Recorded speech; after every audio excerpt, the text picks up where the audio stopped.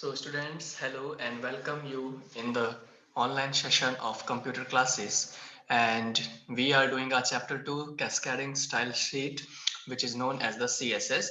And so far we have done the conceptual part of this chapter. Now we have been left only the book exercises and the question answer. So in this particular session, we are going to do the book exercises and the question answer. And after that, we will complete our chapter, and this chapter will come in your post-term exam, so please be concentrated, and all the matter of exam will come in this chapter. Okay, so I hope that you have understood the chapter 2, which I have shown you the practical execution of the CSS, and I have shown you how to make a simple web page. So I hope you have all enjoyed that, because it was a kind of a coding fragment. And now we will do the book exercise, so let's do it together. So there is a very first question, which is the question number A. Take the correct answer and fill in the blanks. So you have to fill in the blanks. I haven't done here. So you have to fill in the blanks. I have only take the correct answer.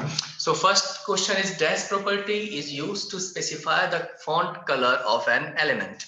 That means कि कौन सा एक ऐसा property है जो कि font के colour को डिफाइन करता है, तो बहुत ही ऑब्वियस आंसर है font colour. Okay, so that's I have ticked here on the font color. And the next question is, dash options is or are used to find to HTML elements based on their name, class etcetera. So जब हम HTML में CSS की coding कर रहे थे, तो हम कौन सा यूज कर रहे थे? किसी ना किसी एक नेम को, किसी क्लास को, किसी एक एलिमेंट को हम यूज कर रहे थे ना, HTML एलिमेंट को.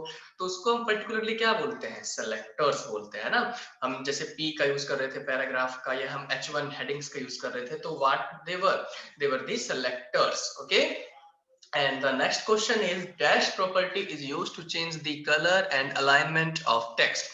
यानी कि एक ऐसी प्रॉपर्टी बतानी है कि जो कलर और अलाइनमेंट टेक्स्ट का चेंज करता है. तो अब आप बताइए कौन सा है वो? Text property. Okay, very easy to understand कि वो एक क्या होगा? टेक्स्ट प्रॉपर्टी ही होगा. यहाँ पर आप उसको टिक कर लेना. ठीक है, अब हम बात करते हैं नीचे.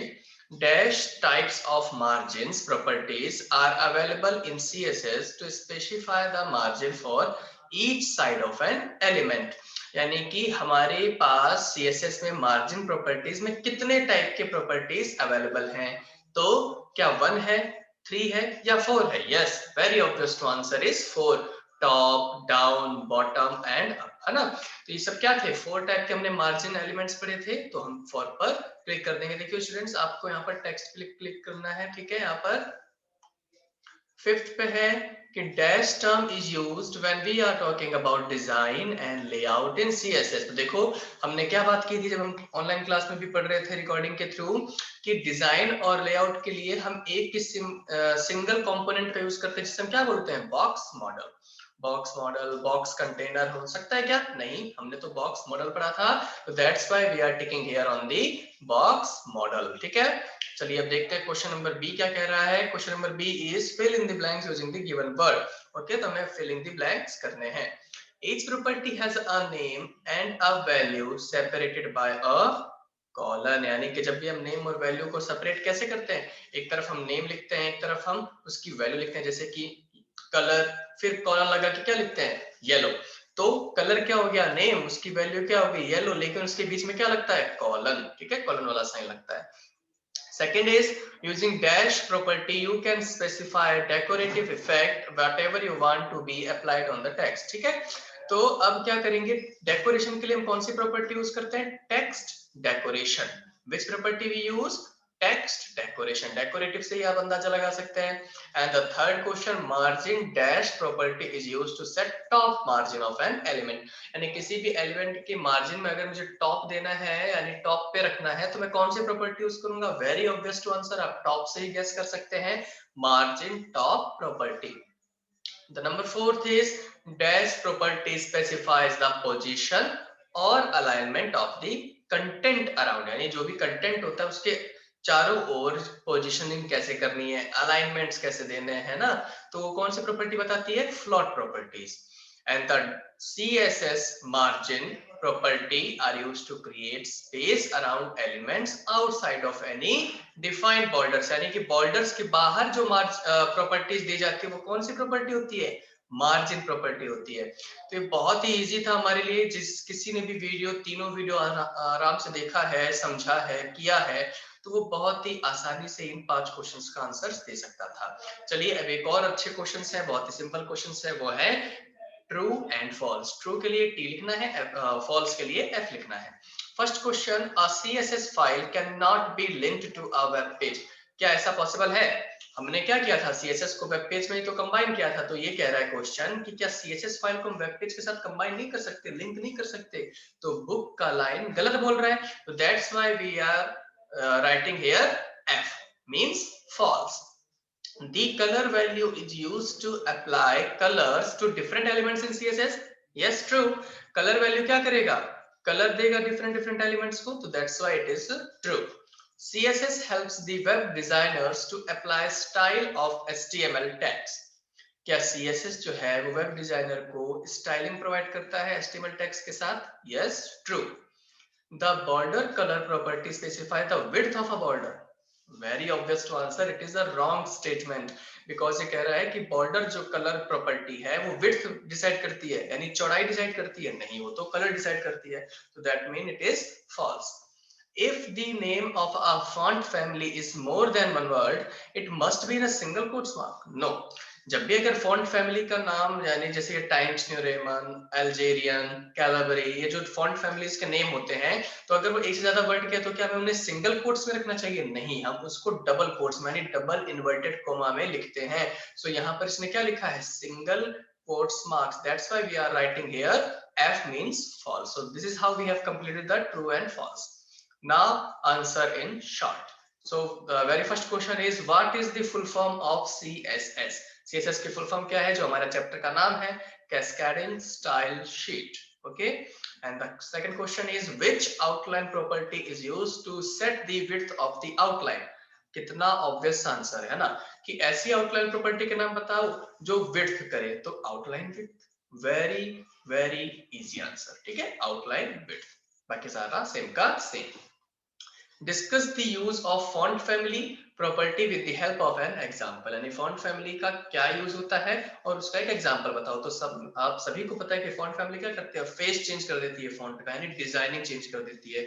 सो the font family property changes the face of a font, ठीक है। और इसका एग्जांपल देखो, फॉन्ट फैमिली में मैंने क्या दे दिया? Algerian.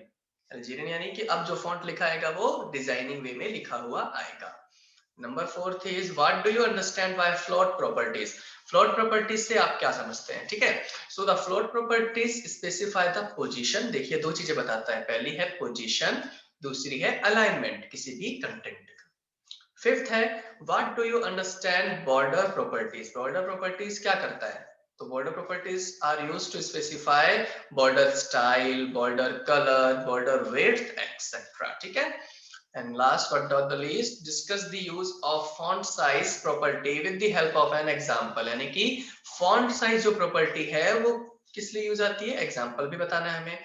So the font size property either increases or decreases the size of a font। यानी जो font size property है, या तो वो किसी font का size को increase करेगी यानी बड़ा कर देगी, या decrease कर देगी यानी छोटा कर देगी। So this is how we have completed the answer in short. Now our next question is answer in detail. So the first question is, what are the advantages of CSS?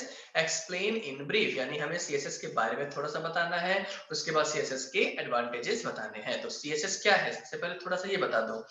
CSS is a style sheet language, ठीक है। SS का meaning क्या है यहाँ पर? Style sheet. Style sheet language है। अच्छा, use किस लिए आती है?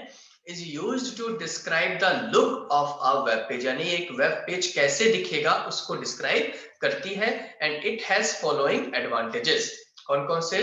देखो, CSS क्या करता है? हमारा टाइम बचाता है ना। पेजेस लोड फास्टर, पेज जो है हमारा वो फास्टली लोड करता है। इजी मेंटेनेंस, यानी हम आराम से उसको मेंटेन कर सकते हैं। Superior style to HTML। HTML की डिजाइनिंग इतना अच्छा कर देता है कि वो बहुत ही प्रोफेशनल और ऑथेंटिकेट लगता है, ठीक है। And the multiple device compatibility, ये देखिए कि बच्चों को नहीं समझ में आएगा, इसका मीनिंग होता है कि एक से ज्यादा डिवाइस पर वो कंपैटिबल हो, यानी कि वो आराम से रन कर सके, एग्जीक्यूट कर सके, आउटपुट शो कर सके। तो CSS एक से ज्यादा डिवाइस पे कंपैटिबल है। प्रोवाइड मोर एट्रीब्यूट्स, यानी ये HTML से भी ज्यादा एट्रीब्यूट्स यानी हमें फंक्शंस प्रोवाइड करता है। तो ये कुछ एडवांटेजेस थे। अब हम बात करेंगे right a short note on. हमें शॉर्ट नोट्स लिखने हैं, एक तो फॉन्ट प्रॉपर्टीज पर और एक टेक्स्ट प्रॉपर्टीज पर। तो सबसे पहला है हमारा ए फॉन्ट प्रॉपर्टीज, तो छोटी छोटी सी इनकी डेफिनेशंस लिखनी है। So the font properties are mainly used to format the text appearing in web pages. Format माने क्या होता है? डिजाइनिंग करना, मैनिपुलेट करना टेक्स्ट को जो हमारे वेब पेज पे आ रहा है। तो आपको पता ही है कि फॉन्ट प्रॉपर्टीज क्या करता है, जो भी टेक्स्ट हैं, जो भी अक्षर है हमारे वेब पेजेस के, उनको फॉर्मेट करता है।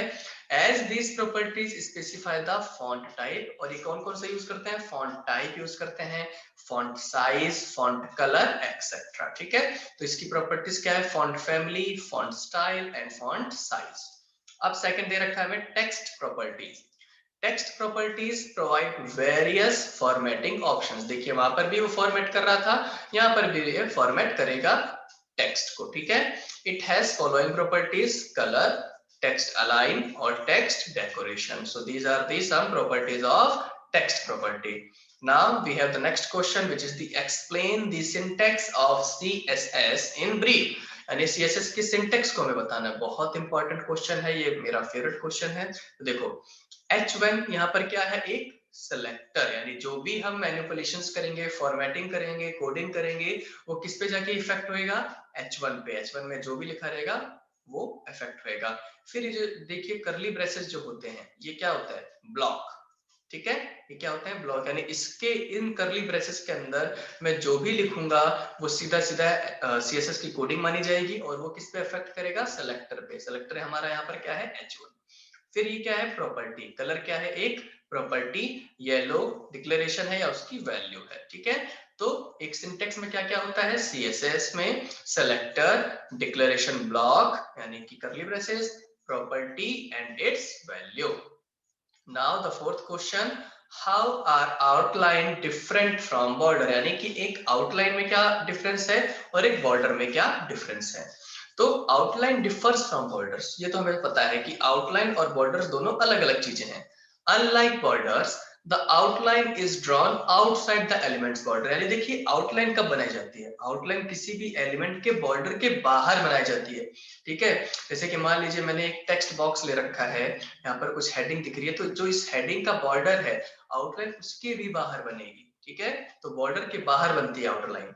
And may overlap the content, और आउटलाइन जो है वो कंटेंट को ओवरलैप यानी छुपा भी सकती है, उसका जो लेआउट है वो उसको कवर कर सकता है। ठीक है, ये एक अंतर है, जबकि बॉर्डर कवर नहीं करता है, ओवरलैप नहीं करता है। The elements total width, width माने चौड़ाई होती है, हाइट माने ऊंचाई होती है ना। तो the elements total width and height is not affected by the width of the outline. अब देखिए क्या होता है कि एलिमेंट की जो हाइट है, जो विड्थ है, वो क्या होगा? वो ओवरलैप हो जाएगा किससे? आउटलाइन से। तो यानी वो अफेक्ट ही नहीं करता है आउटलाइन के विड्थ से। So this is how we have completed our chapter 2 cascading style sheet in all manner. Now it's your responsibility to learn it and understand this chapter again by watching my video. So take care, bye bye.